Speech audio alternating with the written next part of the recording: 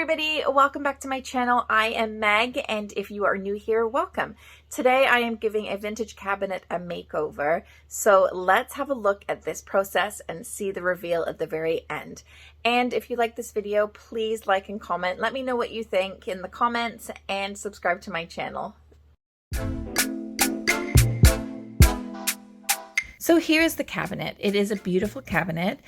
I already knew what I was going to do with it because I'm using a new release product from Redesign with Prima, and I knew that I wanted to keep the legs and the inside the original stain and color. What I did first is took off the handle and the two bottom handles as well, and I needed to cover up that glass.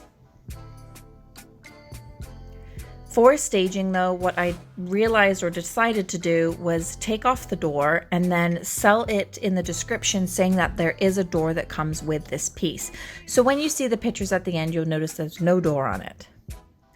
But I wanted customers to know that there is a door if they wanted it. I taped up the glass around the edges. I also taped up the hinges, and I like to put a little piece of green tape over the hinge and then cut off any excess tape so that it doesn't cover the surface where I'm going to be priming and painting.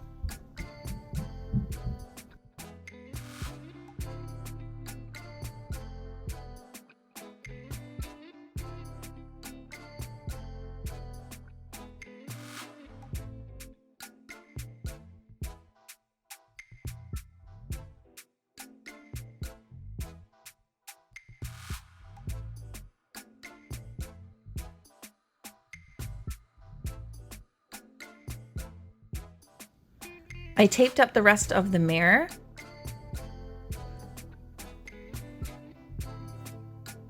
And also started to scuff sand all of the sides of the trims, as you can see here, making sure I got all of the trim that's around the tape, around the mirror, because I have had it before where I missed a couple of spots around the edges of the mirror, of the glass, and the paint did not stick very well and it started to peel, and I will never have that happen again. So I always make sure that I sand around those edges and the door trims. As you can see here, I scuff sanded the entire piece, and then I started to use Cottage Paint's Furniture and Prep spray. I love this spray. It really does work and it really cleans the surface. You leave it on for about a minute and then you go over it with some water to take off any excess spray. As you can see, I'm using my misting spray here. I just spray some water and then wipe off with a cloth.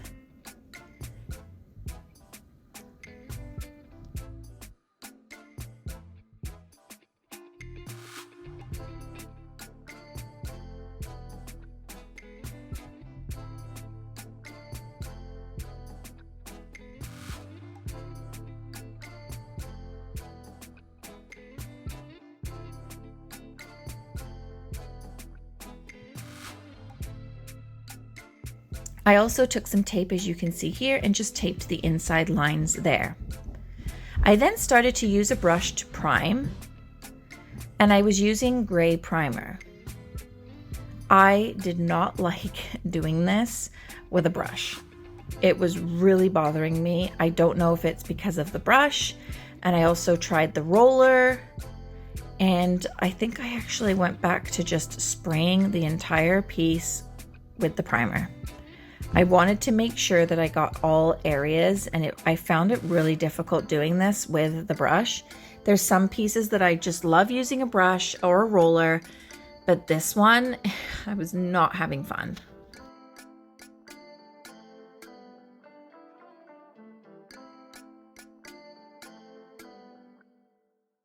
So once I got at least one coat of primer on, I then started to paint with a brush the paint. If I remember correctly, this is called Twilight by Cottage Paint. And once I had painted the entire piece, I started to think that I wasn't liking it. I usually love the black with the wood inside and the base, but because I was putting a transfer on it, I didn't think that it matched very well. So I decided to change colors and went with a beige. This is called Horned Owl, again by Cottage Paint. So I decided to spray. So I covered up the bottom legs with some plastic painter's tape, and I covered up the glass door with paper. And then I sprayed this about 2 to 3 coats of the paint. This is what it looks like. I sanded in between each coat with 220 grit sanding paper, and then it was time to get the gel stain out, stir it up, and start putting it on the legs and the shelves.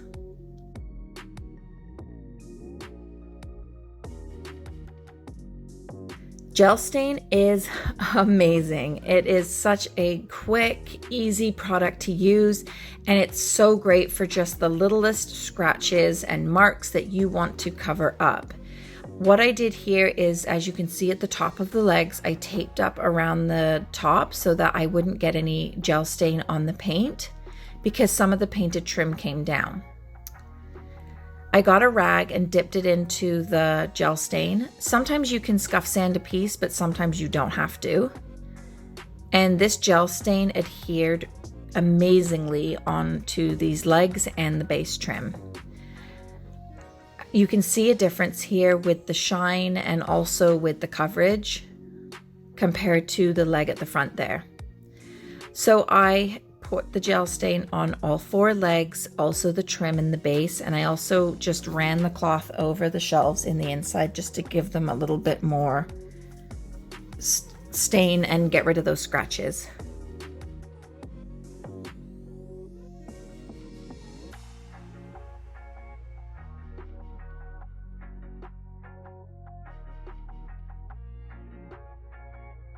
So here is the transfer. I think this transfer looks way better, much better on this beige color. And I think it's because it also had the orange in it. And I was trying to figure out here where to exactly place these. It does come in a really big sheet, 3 sheets. And you can keep this transfer all together as one transfer, or you can cut them up into pieces like I did. I cut each triangle shape individually. So I put 3 on the one side and 3 on the other. You take off the white cover off of the transfer, place it where you would like it, and then use a tool to rub the transfer onto the surface and slowly peel back. Make sure that your paint is completely dry and wait at least 2 days to put the transfer on. Here is where I put the other transfer on, and I put it at the very bottom. I also put them on the other side, trying to figure out the right level that they all were at so that they matched. Make sure that when you're putting a transfer onto surfaces that you know exactly where you want it, because once you put that down onto the surface, it will stick. And then if you try to peel it back up, some of it will come off and it will stay onto the surface.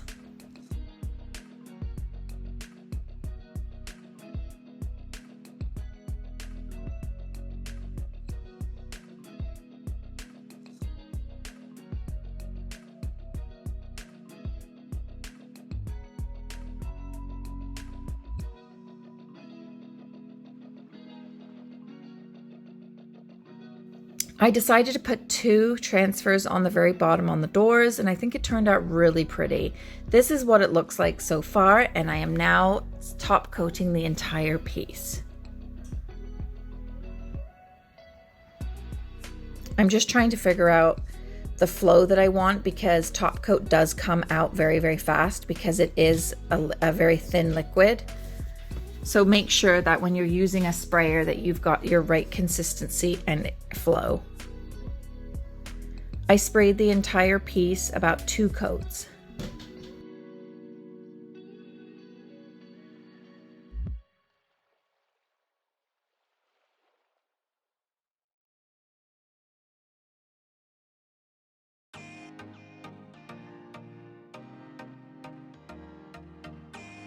Also, when you're gel staining, make sure that it's completely dry a couple of days until you top coat.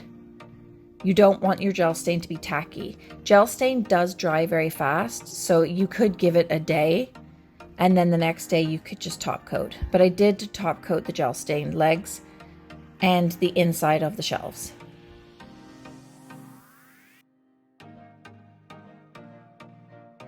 Here's another look of the before. It was beautiful, like I said, and for the pictures I took off the door.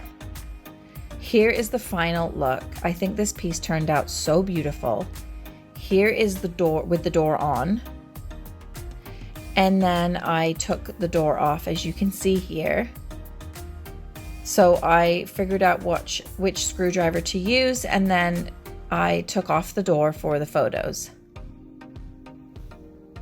Make sure when you're taking a door off that you do hold onto the door and you're also balancing it, because once you take off the first hinge, it will start to come out, and then you're going to want to hold it so it doesn't drop. Or you could have another person help you hold the door while you unscrew it, or vice versa. Here's a look at it without the door. It turned out really, really pretty. I just love that transfer. I thought that I would stage it with a bowl of oranges, which I thought looked really pretty. And I just love this piece. Thank you so much for watching, and I will see you next Monday at 5:30 p.m. Eastern. Don't forget to subscribe to my channel and comment and like this video and let me know what you think. Take care.